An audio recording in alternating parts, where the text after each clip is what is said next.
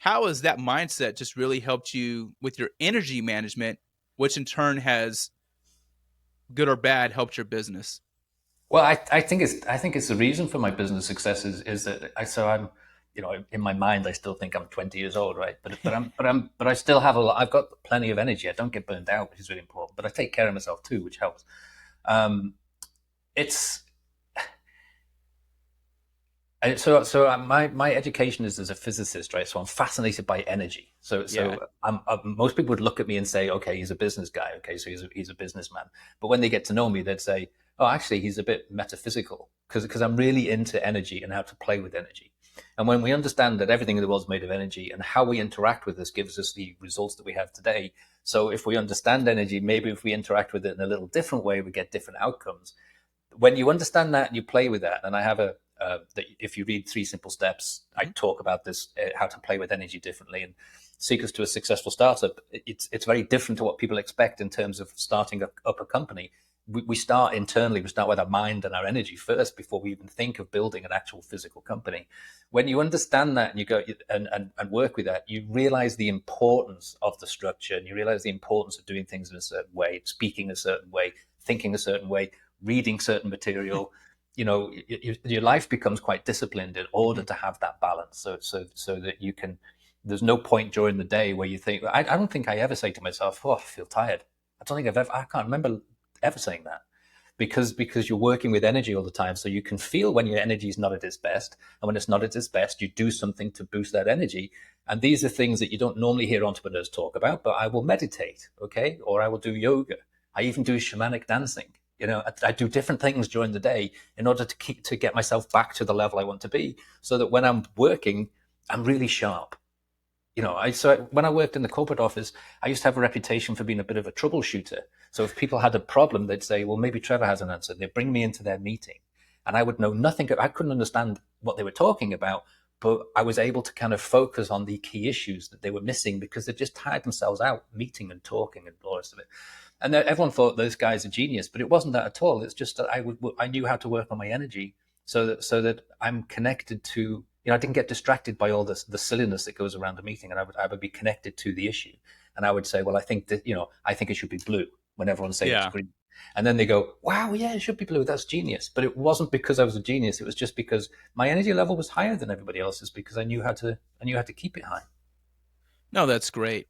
I want to backtrack. You've mentioned a couple times now the importance of discipline and just structure, and something that you said you had learned from your time in the Royal Navy. What's another life lesson that you learned during your time in the Royal Navy outside of discipline and structure that's helped benefit you today? Well, I think self-confidence really. That I think I probably got a bit arrogant when I was in the Royal Navy, a bit cocky.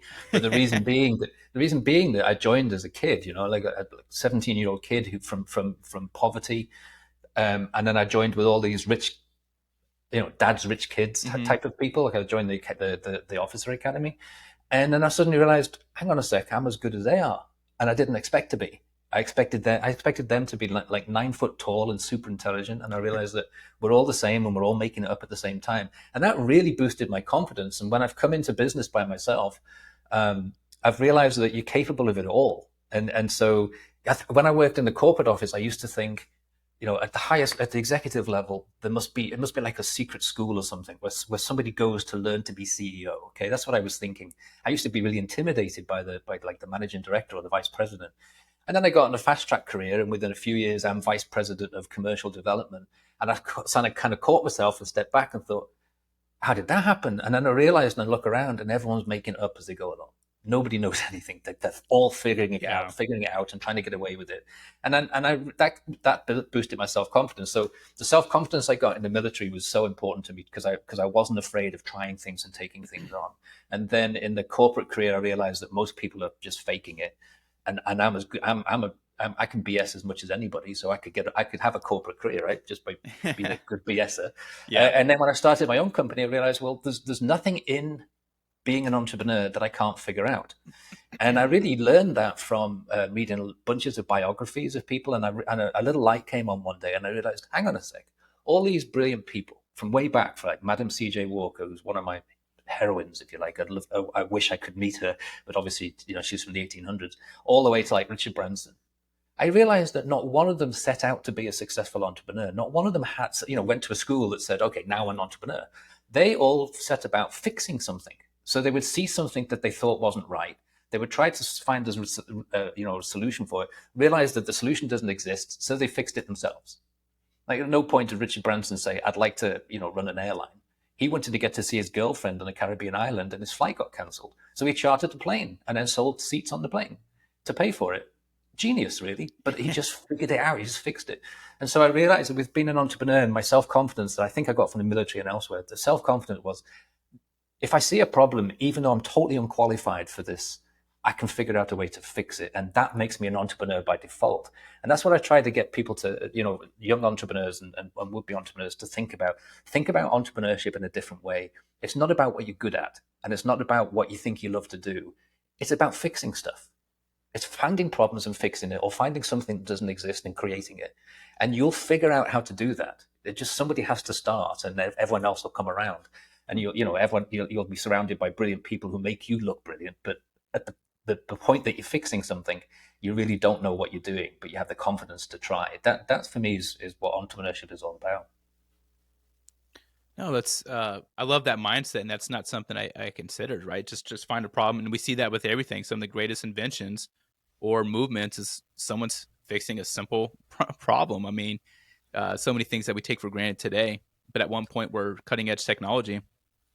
But with that, I want to also go back and talk about, because you mentioned earlier about people who are working 16 hours a day. They don't have a strong family relationship. The dog does not recognize who they are.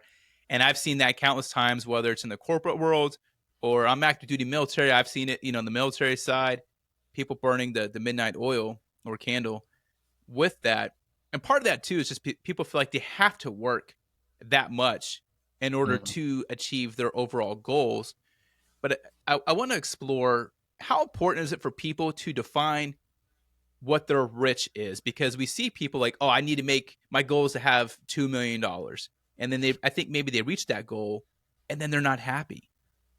But what is your thought mindset on defining your rich, and how do you define your personal rich? And not in terms of money, but just in fulfillment.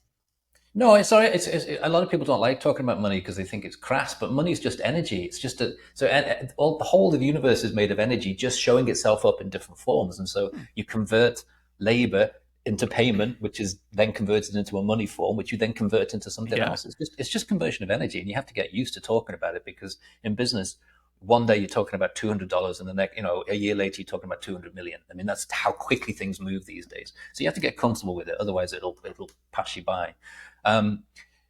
You mentioned goals a few times. You say, I don't really believe in goals, and I've never really had goals or followed goals. My thing is intentions, which are completely different. Mm-hmm. So goals are a little bit like stepping stones across a pond. Okay, you know where you're going, and people talk about them being, believable to be achievable and all this kind of nonsense. I've never followed any of that, but I understand why people do that. But if you want to go from starting to, let's use a real life recent example like mirror.com, which is the big mirror fitness thing. I mean, there's a wonderful entrepreneur. She came up with the idea, I think, around Christmas Eve. She sold it less than 2 years later for 500 million. That's the opportunity that exists today with technology and everything like that. She didn't start off saying, how do I get from here across this pond by the stepping stones? If she'd set goals, she never would have made it. What she did was she set an intention. And she had the intention that this would be taken up by a major store in the United States, and that they would, they'd buy her out, which they did for 500 million.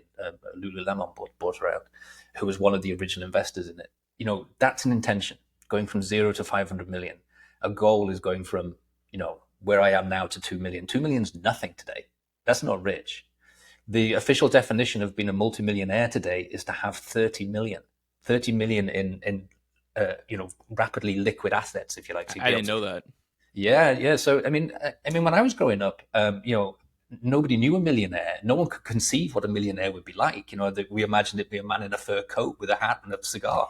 Because a million was so much. Well, today there's 500 million millionaires today. It's not that much. And so, most people are talking about, that they talk about billions. Like when I was growing up, we used to talk about millions. And so a billion is an intention. And if that sounds crazy for people who are listening to this, you know, the average age of a first-time self-made billionaire is still 63 years old. So it's still, a lot of people think, oh, a billionaire is like 25 years old now and you've got some kind of technology thing. It's not. It's still the same as it used to be. But that's an intention. So it's going from where you are now to being, and financial independence is not, in my opinion, like the summit of a mountain that you climb to and you get there and you go, hey, I'm here, I've done it. Because the minute you do that, you stagnate the energy and it all leaves you. So financial independence is about getting to a point where the energy of money flows through your life at such a high rate that you live this life of the billionaire, if you like. So if you take, again, I'll take an example like a Richard Branson. Richard Branson doesn't have a Hogwarts vault where he sits on gold coins. He makes some money and then he says, okay, now where does this money energy go? And he starts something else. And then that grows and he sells and exits and he starts something else. And that's what I've done with my businesses. So, my current business number 4, I'm in negotiations to exit that now. And the negotiations will take probably a year to 18 months from this point in time. It's $1 billion exit. Now, I don't get $1 billion because I have investors. Right. I'll make a lot of investors very happy, smiling from ear to ear. But I'm also enjoying that process too. So when people look at me, they'll say, oh, look, that guy's a billionaire. But it isn't a thing. That guy lives the life of a billionaire because that kind of money is now flowing through his life. And the more you let it flow, the more flows. So a lot of people, again, young entrepreneurs don't get this. And they say, okay, I want to be rich. And they think, okay, what's rich? Oh, it's at like a station on a railway track. It's 2 million or 5 million, but that's not rich. That's when that happens. If you get to that point and then you put your arms around it and embrace it, or stuff the cash under the mattress, it loses all its energy. It stagnates and it starts to leave you. So you have to change your mentality completely about money and energy, so that you talk about, I am financially independent, which means that I'm living this life where I'm making multi-million-dollar decisions every day, and that's great fun, right? And yeah. it's much better than thinking about goals and then your mindset is about, okay, my credit card, I've got to pay off my credit card this week. You have to really shift your mindset away from a sense of lack to a sense of flow. And it's 3 simple steps. My book, 3 Simple Steps, tells you everything you need to know about. I don't get any money for it. All my proceeds go to cancer research and development. So I'm quite happy, to say, go get the book, and it'll change your life. Yeah, and I'm gonna have all your books and all your content and website and everything and social media links down in my show notes. And it's funny you talked about the difference between setting intentions versus goals. I will say, so I had 2 questions. Literally, how did you go accomplish working 5 hours a day with 0 employees? That was one, right, which was the first question, how this conversation got started, without me even asking the second question that I planned. The second question I was going to ask, and the only other question I was going to ask was, can you please discuss the difference between setting intentions versus goals? But this conversation's kind of, the energy flowed to intentions versus goals. It's very important. It's very, very important because an intention is so huge from where you are right now that you'd be embarrassed to tell anybody else in case they laughed at you. Okay. Whereas goals, you'll talk about goals all day long. We do goals in business, forecasts and budgets, which none of us ever meet. And that's a normal part of life. But intentions are this thing that's inside you that matches your motivation and who you are, that takes you from where you are to where you really wanted to be when you were 5 years old. Okay. Yeah. Whatever it may be. And then when you think like that, your stomach starts to churn with this kind of excitement, this sense of awe. Yeah, the energy, the butterflies. Yeah, absolutely. And you get it, and you wake up fully excited. When I wake up every morning, with intentions, you have to. There's a sequence to them. There's a formula. Everyone now knows where to go to get that formula, right? TrevorGBlake.com. I call it the 5 Ps. But you have to understand kind of the science behind it. They're scientifically based. Okay, it's not new age feel good thinking, it's not positive thinking, which is nonsense. There's no such thing as positive thinking because the thoughts are formed in 500 milliseconds. You don't have time to get in front of them. But what you can have is positive reaction. So you can have a thought about your credit card debt and you go, oh God, what a mess. How did I get into it? Catch yourself doing that, change it around and start to think and imagine what it'll be like when you're financially independent and you buy a bottle of champagne with cash and have all your friends around to celebrate. You no longer have any debt. That's how an intention differs from the goal. because you with an intention, there's no time involved. So you imagine what life is like, a day in the life of me once my intention is achieved. How does that feel? And when you do that and you feel it now, you speed up the process of getting it. It comes to you. And it's a beautiful process. It works all the time. I have a great recent example. A guy joined my course, Transformation, up to his neck in debt. We talked about it. I Yeah. talked to him about changing his mindset. He just did his first deal for 250 million 2 years later. And all he did was change Jeez. his mindset, just change the way he was thinking, and go away from goal setting and trying to get out of a situation that you don't want, and then focusing on what you want. But this massive thing that he wouldn't dare tell anybody. And not only did he achieve his intention in terms of the number, but he wanted to achieve it in another country. So he actually achieved it in the country of his dreams. And I get these things all these emails all the time, but it's good to talk about it, because it's one thing for me to say it, because people will say, yeah, it's easy for you to talk about because you've done it. But Right. I've only done it because I learned these things when I was little, when I was young. I used to hide out in the town library because I was getting bullied, and I'd wait till the bullies got tired and went home for dinner. And so I just read books. And so I read biography after biography after biography. And then I realized that this is what these great people do, from all of them, from Madam C.J. Walker to Henry Ford to all of them. This is what they did. They thought this way. And I figured out as a young kid that if it worked for them, who am I to say it wouldn't work for me? So I just copied. I just did the same thing. And that's all. And that's what 3 simple steps are. The 3 simple steps are these 3 attitudes and way of behavior that the people who went before me all did naturally. And I've just copied what they did, and a life of tremendous adventure and fun is the result of that. No, it's man, I love everything you're saying, and it's really resonating. It's kind of it's opening my mind because I've never thought about the positive reactions or intentions versus goals and energy flow. You mentioned just growing up and bullies and reading books in the library, because I think I always think of my I have a 4-year-old son, and every day it's something different what he dresses up as. So he dresses up as the cowboy, as a fireman, astronaut, a superhero every single day. Excuse me. Yeah, so every single day he's dressing up as something different. But I've seen this, I think we all have, as people get older, they lose that sense of who they are because they're being Totally. shaped by the environment surrounding the corporate world.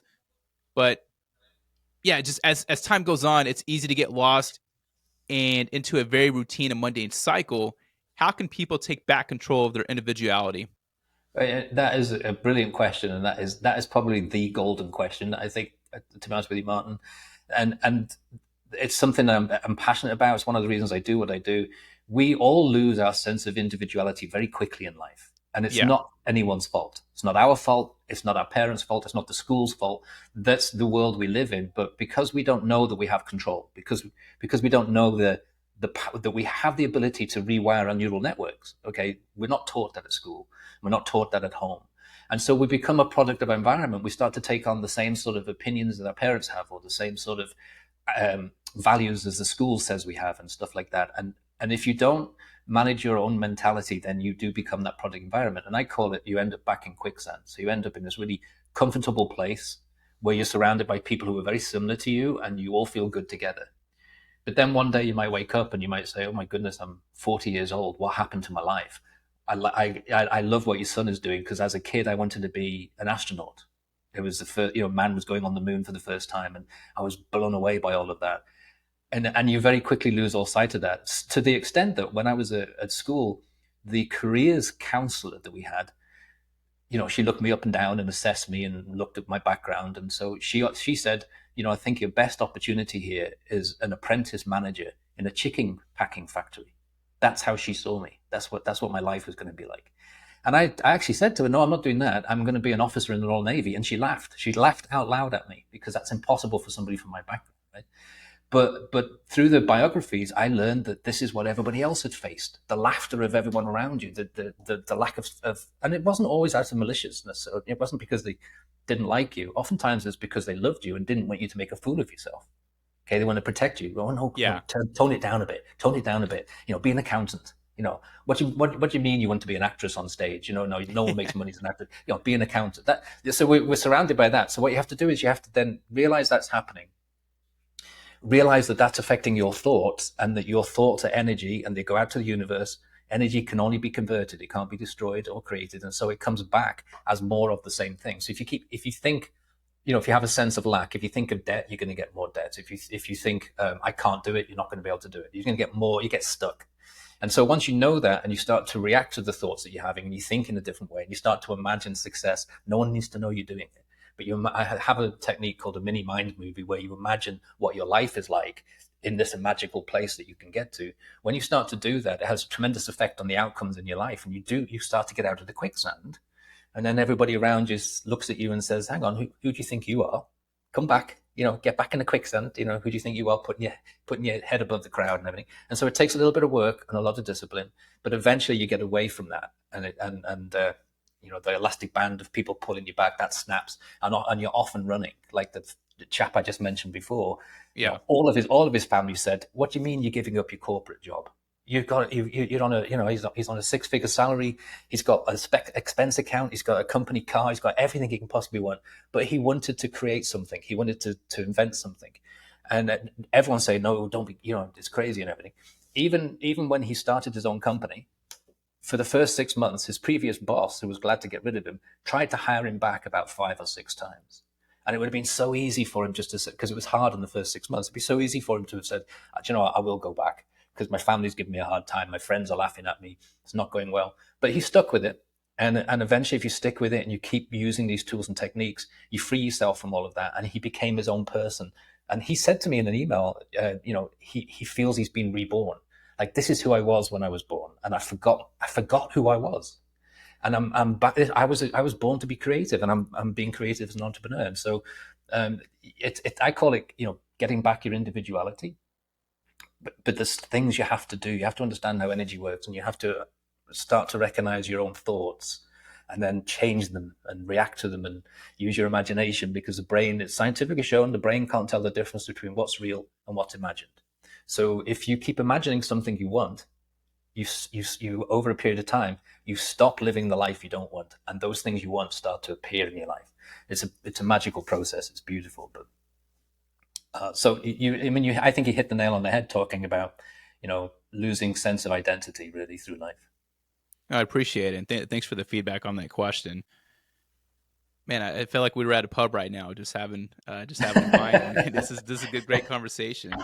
And actually, I love the quicksand reference, just because I'm someone who's a dreamer. I'm one of those people that thinks, like, if someone says you only have a 0.1 or 0.0001% chance of winning the lottery or making it big, I feel like, well, why can't it be me? I mean, it's going to be someone, and I feel like I'm one of those people that those good things happen to, because I want it, right? But you talked about, but one thing I've noticed, and it ties into what you were saying with the quicksand reference, is it's a mindset. And we can be physically supported by people, and physically supported because they're in our presence. However, even though they're physically and their presence is there, they're, for lack of a better term or phrase, they're being haters. They don't understand, and they can't grasp what you're trying to do, or they feel threatened. So when you're trying to soar, they want to drag you back down.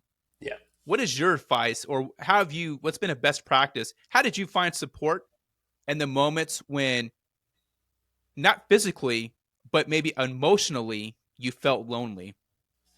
It is. It's another brilliant question, Martin. It's a lonely path, and I talk about this a lot. The path to success is not very well trodden. It's surprising, and what I found, and so in my course transformation, on the very first activity, I kind of have a disclaimer type warning, in that if you don't want change, don't go any further, because everything in your life will change when you decide to take control of your own destiny. Everything. So you will probably, in all likelihood, you'll end up living in a different place. In all likelihood, the circle of friends you have right now will completely change. And it's not that you have to kick them out. They will lose interest in you because you're no longer interested in the same stuff as they are. You're no longer satisfied sitting on the sofa watching a reality TV show. You want to read something stimulating. You want to read about an entrepreneur, or an adventurer, or a musician, or an artist, depending whatever you're into. And suddenly other people look at you differently. And I found that in my life. So first of all, my father started to look at me differently, and the issue started at that point, and then my friends didn't even know what to talk to me about anymore. So because they were doing the same thing as they've always done, sitting in the pub drinking. And I wanted adventure. I wanted something in my life. So I found there is a very lonely time. But then what happens is you find that you attract to yourself another group of people who will support you at this new level that you're at. And then you decide you want to go to another level, and then they go away, and another group of people come in. And if you're lucky enough, as I was, to have a constant through that. So I had my wife for all 40 years through that. We met when we were 19 years old. I was in the Navy. She was a nurse. And, she was always my sort of, I was just happy to be with Lynn. I didn't need anybody else. So it's just the two of us. We were fine. And she used to say the same thing. So we never felt lonely on that. But because I meet a lot of people who start this program later in life, so like they could be 40 or 50. I've got one guy who's 87 and Wow. just started his first company, ex-professor of economics at North Carolina University, just started his first company, and he says he feels like a kid again. He feels like life has now been worthwhile. Can't understand why he didn't start 30 years ago. So you just do, when these things happen, everything around you changes. And so if you're lucky to have somebody who can be with you through that, that's a bonus and a fantastic thing. But you have to be prepared for the fact that that might not be the case. And that for a period of time, you're going to feel like it's just you against the world. But it doesn't last long. Once the success starts to come your way, people who are used to success, they come into your life, and they don't come in like the old guys would, like the guys in the pub. For me, they'd be complaining about the weather and complaining about this, complaining about that. They don't have enough money, taxes, all the rest of it. Like now, this new group of people are coming in and saying, "Have you thought of doing this?" They're a completely different mindset, not complaining about anything, but looking at opportunities and looking for new ideas and sharing best practices and stuff like that. So everything changes, but you have to be prepared for that. And a lot of people don't like change. So that's my kind of warning in my course Transformation. If you're not ready for change, don't go any further. I'll give you your money back, because everything will change. Your whole life is going to change. For most people, that's a good thing. Okay, for most people, they want that. They want to be financially independent. They want to have inspiring people around them. They want great relationships. Whereas their experience up until this point in time is probably the opposite of that. Crap relationships, always in debt, surrounded by complainers. All that moves away, and a more enlightened sort of world comes to you, and it's a lot more fun, I can tell you that. And you have this kind of sense of eternal youth. The one word I won't allow people to use around me is retire. You can't use that word. There's no such thing. You can keep going. Next thing, next thing, next thing. It's just fantastic. It's so much fun. No, it's you're right. Change is scary. Well, I find with change in my experience that there's two mindsets really with it. It's scary for those who are comfortable, who have a pretty good life, they have a great routine in terms of there's a lot of safety and complacency and comfort. So change is scary for people. Change is also exciting for people who maybe just want to get out of a dire situation or when they feel like things uh, cannot improve. But I did want to ask, just based on what you were just talking about, with all this in mind, in one word, what is the secret? What is the one word? If you can only use one word to describe this, what is the secret to those in need of healing and moving forward, or kind of in big need of a change with the intent of making a positive impact on the world? It's just to seek joy instead of pain. I mean, it really is a choice. It's absolute choice. And people look at it and as humans, we're very good at making things complicated. And if something's really complicated, we assign a value to it. And if something's really simple, we ignore it and dismiss it. Everything that I'm talking about is the simplest thing in the world. You just change the way you think. That's it. That's it. That's it, right? And so you seek out things that fill you with joy instead of things that give you pain.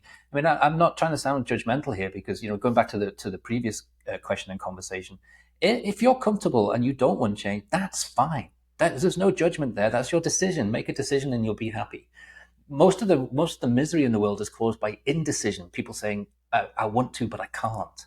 I wish I could, but I just don't think I can," and that causes real frustration in people's lives. So as long as you make a decision, and then if someone else says, "Well, actually, I'd like to go on this adventure," and rather, instead of saying, "Well, who does he think he is?" but you say, "Okay, good for you. I support you." That's fine. But what typically happens is the opposite, obviously, as we know. So for me, it's all about seeking things that make you joyful. And for a lot of people, that is not the life they have right now. And you do have to be grown up about it. You have to sit down and say, and I have an exercise for this. You sit down and you really consider things, and you figure out if there were no impediments in life, none at all, people, money, circumstances, country, race, whatever. There's no impediments to me. What would I choose to be? What would I choose to do? That's usually very different than where they are. But you do have to do it. And then when you figure that out, and you say, all right, do I want to do that or not? That's the big decision you have to make. So you have to make a commitment, and you write it down, and it's like a covenant. And once you've made the commitment, one way or the other, then there's no going back. Just kind of just wrapping up. Earlier in the episode, you talked about the proceeds and the money from the book. It's cool. Do you mind just kind of expanding on? You talked about the cancer research. Do you mind just kind of going deeper into that? Yeah, well, there's two things. That's one of the nice things about having money flow in your life is you can do all the things you used to dream of doing when you were a kid. So Yeah. my mother died of cancer when I was young, and she had, she had so much grace dealing with her. I learned everything I've learned in life, everything I've achieved is down to what I learned watching and observing my mother and watching and observing my wife, two amazing feminine spirits that I hope one day I'll get like 10% of that in my life, and then I'll be the richest man in the universe. That's your rich right there, right? So.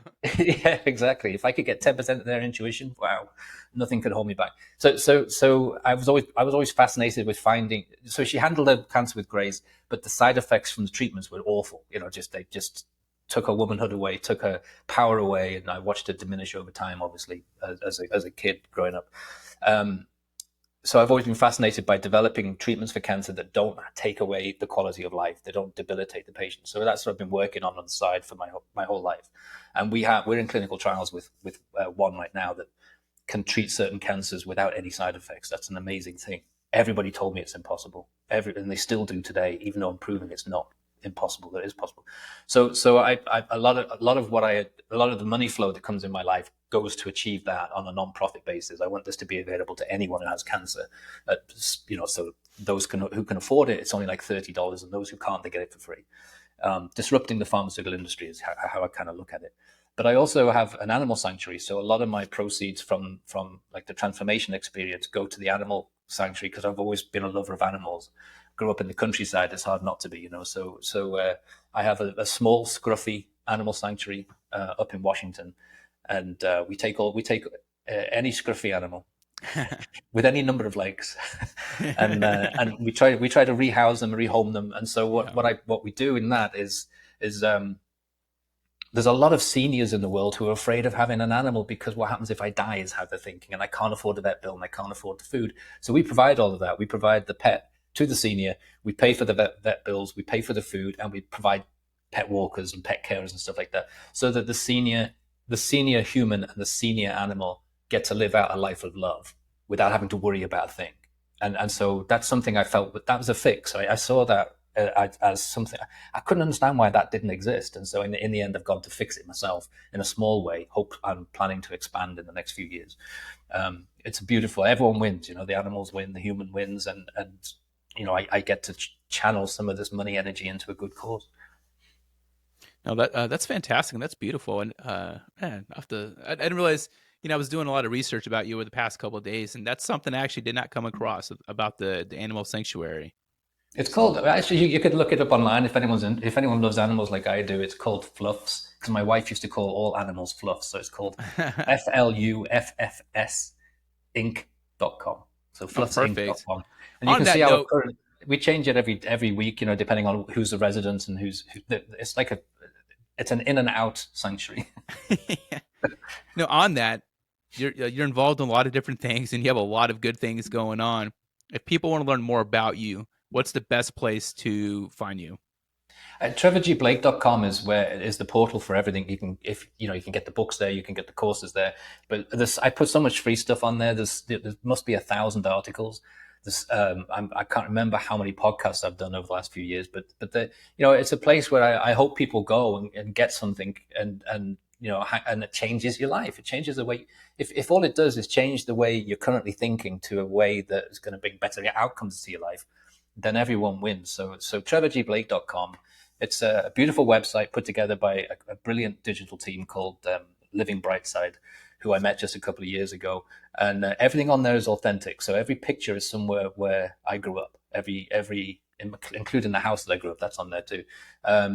Every testimonial on there is somebody who spontaneously sent me, like feedback, and I asked them, "Can I use this?" And then they said yes, and I said, "But for it to be genuine, I need a picture." So people have genuinely said, "I'm proud for you to use this because I want other people to get the same experience." So it's a great place to hang out. TrevorGblake.com. Love it. One bonus question. You said, I believe you're in Southern California. Is that correct? At the moment, yeah. At the moment, let's just pretend that you're driving on either whether it's the 405 or the 101, and like most times it's jam packed, a lot of traffic. Let's just say you're driving on one of those highways where everyone's on those highways. There's a big traffic jam. There's a giant billboard with your beautiful picture on it and your leadership or whatever message you want passed on for everyone to see. What would you want that message to say? It would be the same as the mission, vision, values of all 7 companies that I've built, and that is make a positive difference in someone's life, have fun doing it, and share in all the rewards, material and otherwise, that come naturally as a result of setting that energy and flow. Perfect. Mr. Blank, thank you so much just for your insight, your wisdom, just all that you do. This is fantastic, and I'm truly humbled just to have this conversation with you today. Well, thank you, Martin. And brilliant questions. So I wouldn't be humble if I were you. They were very insightful. Thank you. No, I always like to get feedback just kind of on how. So one thing that I do is I do comedy improv, just kind of as an outlet, because when you do improv, you have to listen and pay attention to what your other teammates are doing, because you're building scenes or adding to the scene. There's no script. And for me, I've done it for probably about the past 5 or 6 years, and it's helped me become a better listener. I didn't realize that's not at first. So that was a bonus. I did this just to get my mind off of, because I've been very stressed out with work and just a lot going on. So it's a great, because when I'm doing that, I'm focused on just in that moment, in that present. But in turn, it actually has made me a better listener. So I've done that. And then I leveraged that to, I love doing this. I love doing podcasting as well. It's something I'm very passionate about, and just spreading the mentorship message. But I always like to get feedback on how my questions are, especially since they're not planned. It's just me listening to the conversation and just, I mean, again, just like if we're at a pub or if we're at some beach grill in Malibu, just, having some drinks. Yeah. It works. I mean, I don't script anything. So on any of my podcasts as well, or any of my Zooms that I do, I have a guild, like a group of like-minded wizards. And I don't script anything, because I always feel when you do that, you have a preconceived notion of a message. And so everyone gets a 2-dimensional experience. Whereas if it's free-flowing, free association, it's multidimensional. It's like you don't know where did that idea come from, where did that vision come from, where did that visual come from, or where did that example come from. If you're scripting, that doesn't seem to happen for me. So I like it being free association like this.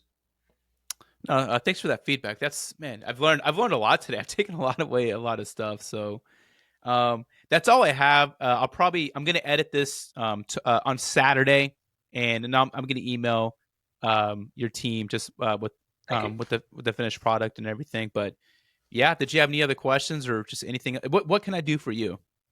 Nothing. No, I'm fine. This was great. Just chatting is great. That's it. I'm happy to do this again sometime. I mean, yes, sir.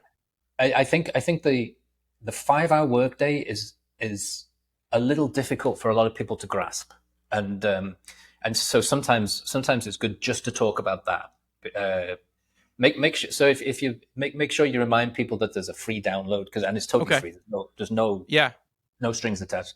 It's called The Practical Magic of the 5-Hour Workday, and it's life-changing for a lot of people, because you get your family back and you get your life back, and you actually do much better at the job. So I hope that gets into as many hands as possible. Yeah, no, absolutely, we'll do. That's no, for sure. I'll make that happen. And just thank you again. This is great, and I'll be in touch. I would love to do in the future some other Yeah. And maybe even like a future episode we could focus just on. And that's the cool thing about you is, or I mean, there's many cool things, but you have so much going on. Is we could do future episodes and just focus on that one specific, whether it's your book or business or mindset or quote of the week. I was able to watch some of your YouTube videos and some of the other content. I checked out your website earlier this week, and just it's a lot of information, the testimonials you had from people. So there's a lot Yeah, and of those, there's a those lot of YouTube, nuggets there. the YouTubes are classic examples because I say to Living Brightside, I say to the team, they say, "Oh, we need a YouTube video." Okay, it's not. I mean, this is the last thing that I want to do because I'm a very private guy. So I say, "Well, tell me what do you want me to talk about?" And they say, "Well, anything." I said, "No, no, no. Tell me, give me something." And Yeah, so they'll say, "Talk about this," and I say, "Okay," and off. And they're not scripted, so off I go talk about that. yeah. It's fun. No, thank you so much. I only have 2 minutes left on the Riverside because I'm using the Oh, okay, all yeah right the then. time thing. But Thank you, again, just Martin. I Blake, appreciate thank you it. so much. Yeah, the pleasure was all mine. Have a good day, sir. All right, take care. Bye.